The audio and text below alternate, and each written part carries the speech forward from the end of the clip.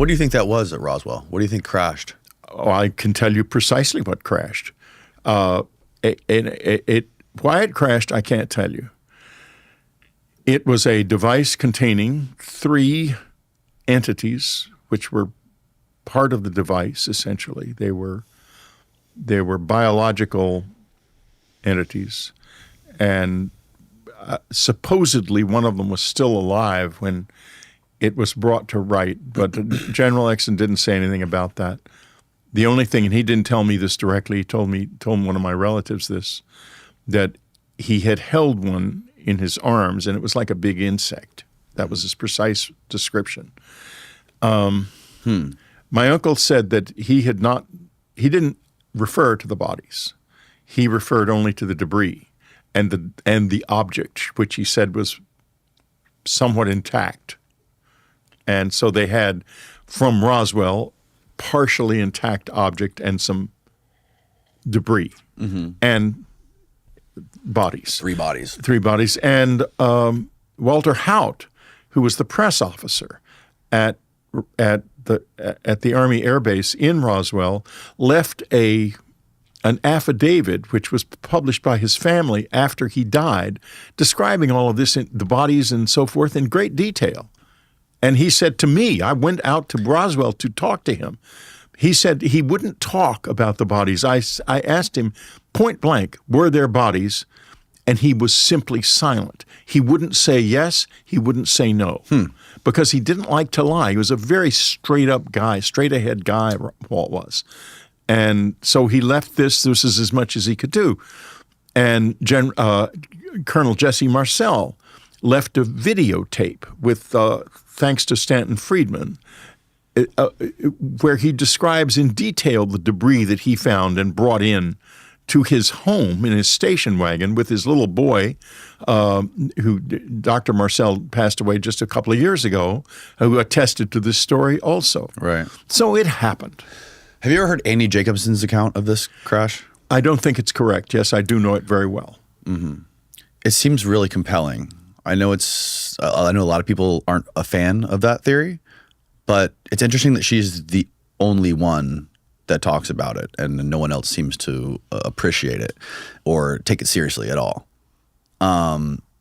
You think the guy who told her, essentially for people that are listening, Annie Jacobson wrote in her book Area 51 that there was an engineer of a private aerospace company or something like that who was working in Arizona or Nevada who told Annie under anonymity that the device that crashed in Roswell was a Wright brothers or something engineered craft, like some sort of human-made flying saucer with children that were surgically manipulated to look like aliens from the Nazi Mengele, his name was. Yeah, I know the story, but go ahead and tell it because people who aren't familiar with it. Yeah, and essentially, Stalin sent the craft over here, remote controlled it over here, and crashed it with these children, these Russian children that were deformed by this Nazi, to sow chaos within the United States. Okay, I can tell you a lot about that and where that comes from. And let me just finish the end of it. She asked this guy, Stephen, you could probably find his name if you just Google Annie Jacobson, engineer Roswell. I find out who his name actually was. She actually talked about it on Lex Friedman's podcast recently. And she asked him later, she goes, why wouldn't you make this public? Why is this such a big secret? Why are you waiting until you're essentially on your deathbed to tell me this? Why didn't you guys say, because if you guys would have let the public know when this happened, it would not hurt the image of America. It would hurt the image of Russia because it makes them look like, sickos. It makes them look like sinister people. The fact that they would do something like this. And his response to Annie was, because we started doing the same thing as soon as we found what they did. As soon as we found out that they were altering children and doing this stuff in Roswell or in Russia, we started experimenting with the same thing. And we know that in I think it was the 70s and 80s, that there was projects going on the East Coast of the United States where they were injecting children with plutonium and all kinds of nuclear material to test on them. And I think Bill Clinton shut it down in like the early 90s. I don't know anything about that, and therefore I can't speak of it. But what I can speak of is what I do know. I'll circle back for a moment to General Exon and my uncle. Before I published Communion, I knew nothing about General Exon, and I knew nothing about my uncle's work in the Air Force. Nothing. Nobody in the family did. I knew one thing about it. One thing, which was that he had seen when they blew off a gigantic hydrogen bomb. The Russians did in 1959, I think. And I happened to be staying at an aunt and uncle's house in Washington at the time with a friend, and suddenly my uncle shows up. The aunt and uncle were on vacation in Spain, and he told me, I asked him, because I knew he was an intelligence officer, I just didn't know what he did, and I said, what do you think of this massive H-bomb that went off, they blew off in Russia? He said, oh, I saw it. It's the size of a football field. And I thought, he saw it? How did he see it? And I said, when did you see it? He just laughed and didn't say anything more. So he was in other words, he was deep in this in Air Force intelligence, apparently. Right. Now, after Communion was published, he suddenly telephones me. At this point, he's in retirement at Retirement Village in Lackland, at Lackland Air Force Base in San Antonio. Says, Whitty, I want you to come down. I've got some things I would like to talk about that have to do with your book. And I hung up and I said to Ann, my wife, I said, Mickey's going to talk to me about my book. Can you believe this? And so I go down, and he and his wife and me and Ann have a lunch. And he talks about the debris and the object, as he put it. I didn't ask him directly about bodies because it didn't occur to me at the time. I hadn't done much. I hadn't been to Roswell yet, for example. Right. And I had been to Roswell, but I had. In any case, the bodies didn't come up. He may have alluded to him. I've never been sure. I'm trying to remember if I always say that he didn't say anything about the bodies, and I don't think I asked him anything about them directly. I did ask General Exon about them, and he said that he and General Exon had worked on this project at Wright Pat, at Wright Field at the time, and Air Materiel, under General Twining, and who was the head of Air Materiel at the time. And he told me about the debris, and as I say, I think he alluded to the bodies, may not have. And he introduced me to General Exon, who I talked to on the phone a number of times, who told me a great deal about the whole thing. He knew much more than Mickey did, because he'd been a higher level officer at the time. I think Mickey was a major and he was a colonel at the time. And General Exon said, and I'm quoting him, and he's been quoted in a unfortunate public interview that's in a book by Don Schmidt and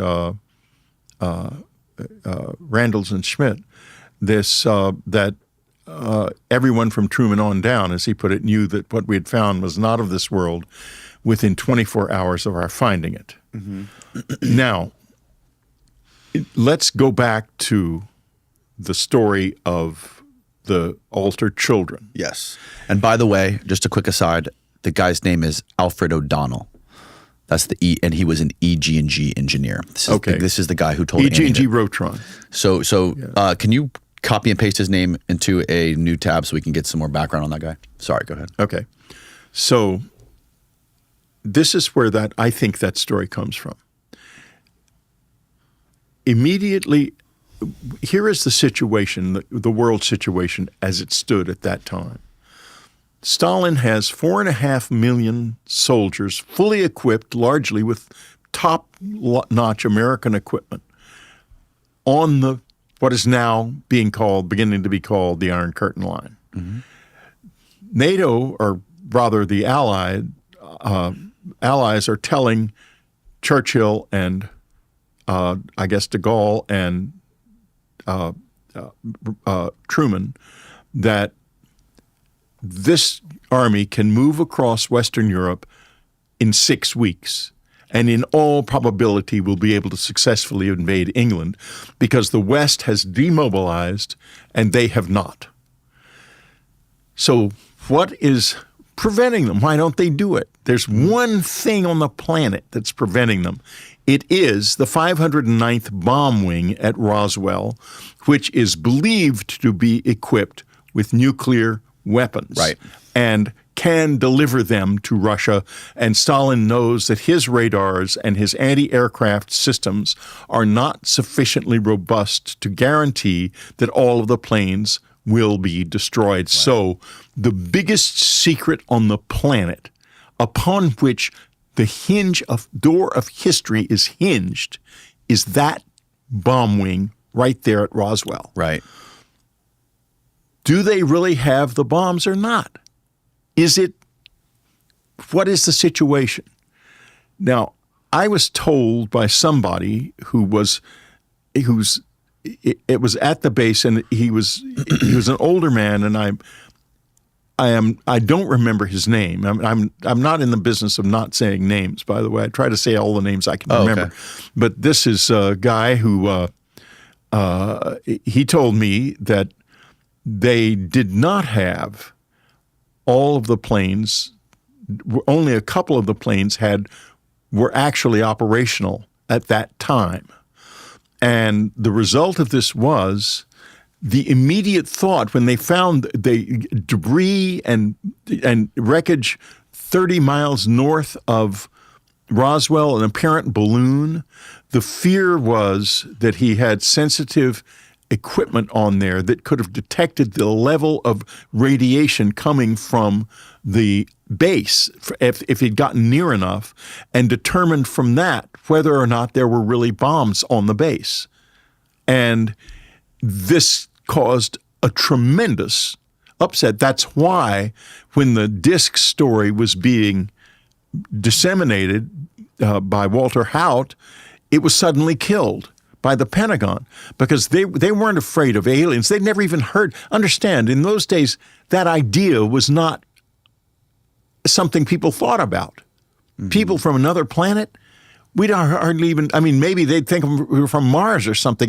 They had no information, nothing like what we have now about outer space. Mm-hmm. So their immediate thought was, these were Russians. And because they were small, the assumption was they were children. And then the cover story was the story that they were altered children.